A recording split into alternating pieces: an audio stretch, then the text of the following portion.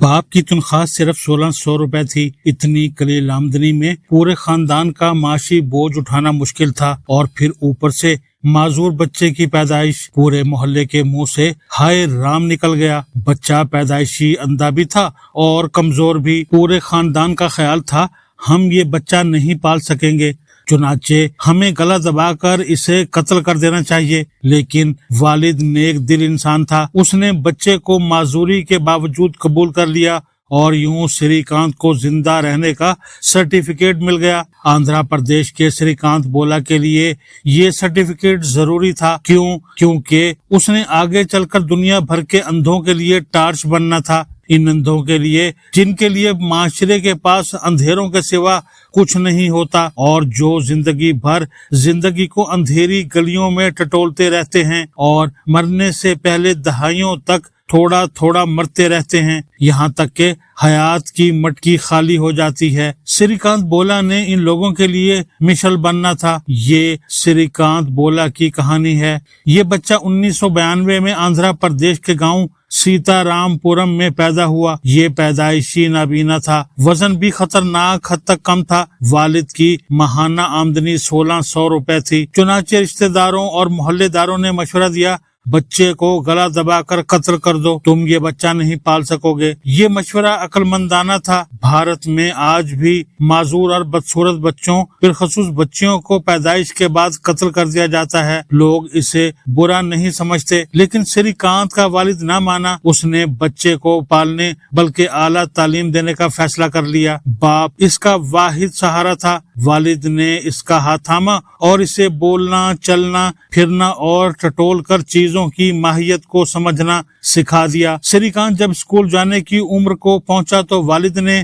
اسے گاؤں کے اسکول میں داخل کرا دیا، لیکن اسکول میں اس کے ساتھ انتہائی ہتک آمیز سلوک کیا جاتا تھا۔ وہ اسکول میں اچھوت بن کر رہ گیا۔ والد نے اس کی حالت دیکھی تو اس نے معذور بچوں کا اسکول تلاش کرنا شروع کر دیا۔ سیتا رام پورم سے معذور بچوں کا قریب ترین اسکول حیدرآباد میں تھا۔ والد نے اس کی انگلی پکڑی اور اسے حیدرآباد چھوڑ آیا۔ وہ اسکول کے بورڈنگ ہاؤس اور کلاس رومز تک محدود ہو گیا۔ سری کانت کو اللہ تعالیٰ نے ذہانت کی دولت سے مالا مال کر رکھا تھا۔ وہ میٹرک میں 90% نمبر لے گیا۔ وہ انٹرمیڈیٹ میں سائنس رکھنا چاہتا تھا، لیکن سائنس کے مضامین کے لیے آنکھیں ضروری ہوتی ہیں، اور قدرت نے اسے اس نعمت سے محروم کر رکھا تھا، لہٰذا صوبے کا کوئی کالج اسے سائنس میں داخلہ دینے کے لیے تیار نہیں ہوا۔ بولا نے مایوس ہونے کے بجائے اس انکار کو چیلنج سمجھا اور وہ عدالتوں کے دروازے کھٹکھٹانے لگا۔ یہ کوشش کارگر ثابت ہوئی اور کالج سری کانت بولا کو داخلہ دینے پر مجبور ہو گئے۔ کالج کی انتظامیہ عدالتی حکم کی وجہ سے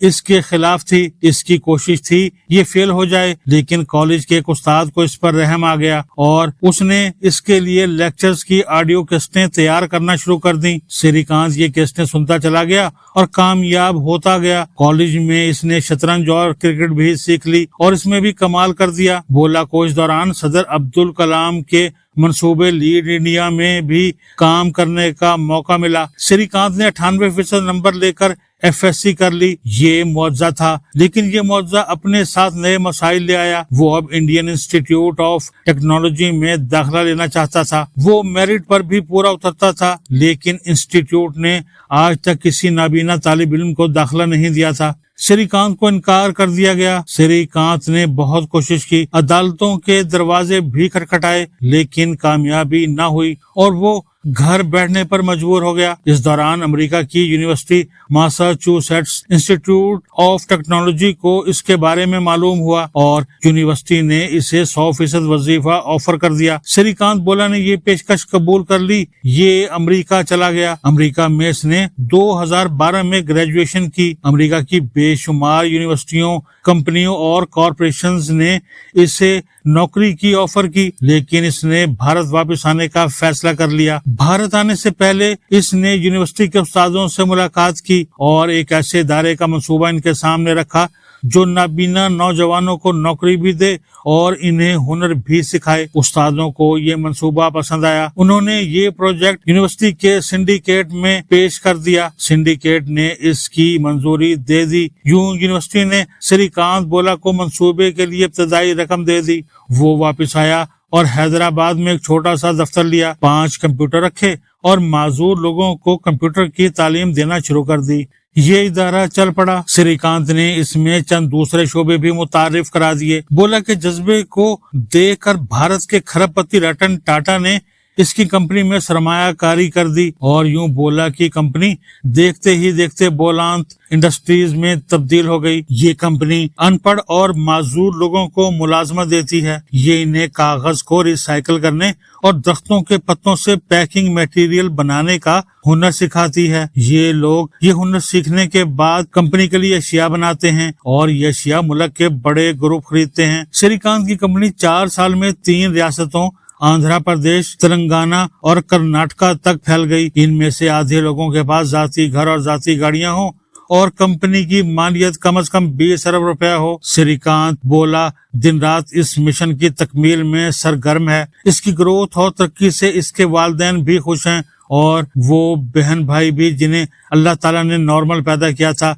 लेकिन वो मुकम्मल होने के बावजूद जिंदगी में तरक्की ना कर सके, वो आला तालीम भी हासिल ना कर सके और जिंदगी में खुशहाली की मंजिल भी ना पा सके। आप श्रीकांत बोला की कहानी को दोबारा पढ़ें, आपको इसमें 3 पहलू मिलेंगे। पहला एलिमेंट बोला की माजूरी है। दुनिया का हर इंसान माजूर होता है, हम में से कोई शख्स मुकम्मल नहीं। कायनात के इस हेर फेर में सिर्फ एक जात मुकम्मल है और इस जात का नाम खुदा है। इसके अलावा हर चीज नामुकम्मल, अधूरी और माजूर है। हम सब लोग कोई ना कोई माजूरी लेकर पैदा होते हैं। बस हम में से कुछ लोगों की माजूरी दूसरों को नजर आ जाती है और बाकी की माजूरी कपड़ों, वजूद और दिमाग में छुपी रहती है और ये सिर्फ इनके करीबी लोगों को दिखाई देती है या फिर इसे ढूंढना पड़ता है। बोला भी हमारी तरह एक माजूर इंसान था, लेकिन इसकी माजूरी दूसरों को दिखाई देती थी। ये नाबीना था मगर ये दूसरे मामलात में जिंदगी में एक मुकम्मल इंसान था। दूसरा पहलू बोला को जिंदगी में 3 हेल्पिंग हैंड मिले, वालिद, एफएससी का उस्ताद और अमेरिकन यूनिवर्सिटी। वालिद ने 1600 रुपए की आमदनी के बावजूद इसे पालने का फैसला किया। एफएससी में इसे एक ऐसा उस्ताद मिल गया जिसने तमाम उस्तादों के लेक्चर्स की ऑडियो रिकॉर्डिंग इसके हवाले कर दी। बोला ने ऑडियो सुनकर 98% नंबर ले लिए और आखिर में वो मैसाचुसेट्स इंस्टीट्यूट ऑफ टेक्नोलॉजी, जिसने तारीख में पहली बार किसी नाबीना शख्स को 100% वजीफे पर दाखिला दे दिया। बोला यूनिवर्सिटी गया, उस्तादों ने इसकी मदद की और इसने अंधेपन के बावजूद कमाल कर दिया। और बोला की कहानी का तीसरा पहलू इसका हौसला, इसकी मुस्तकिल मिजाजी और इसका शिकस्त ना मानने का जज्बा है। ये पैदाइशी तौर पर माजूर और कमजोर था, लेकिन इसने कमजोरी और माजूरी को अपने रास्ते का पत्थर न बनने दिया। ये मुस्तकिल मिजाजी से डटा रहा और टटोल कर आगे बढ़ता रहा, यहाँ तक कि ये कामयाब हो गया। मगर कामयाबी के बाद इसने एक और कमाल किया। ये अपने दही का कुंडा उठाकर घर नहीं गया, इसने अपनी कामयाबी को जाग बना दिया। ये अमेरिका से वापस आया, इसने कंप्यूटर ट्रेनिंग का छोटा सा इदारा बनाया और अपने जैसे माजूर तलाश करके इन्हें भी श्रीकांत बोला बनाने लगा। ये इसकी कहानी का शानदार तरीन पहलू है और ये पहलू साबित करता है आप जब कामयाबी को अपनी नाक की नथ या कान की बाली बना लेते हैं तो आप खुद गर्ज हो जाते हैं। ये खुशहाल और कामयाब खुद गर्ज, लेकिन जब आप अपनी कामयाबी को दूसरों में बांटने लगते हैं, आप दूसरों को सिखाने का बीड़ा उठा लेते हैं, तो फिर आप लीडर बन जाते हैं, आप इनकलाबी हो जाते हैं। और श्रीकांत बोला एक लीडर है, एक सच्चा और खरा इनकलाबी लीडर। काश हम लोग श्रीकांत बोला जैसे लीडर की तस्वीर अपनी मेजों पर लगा लें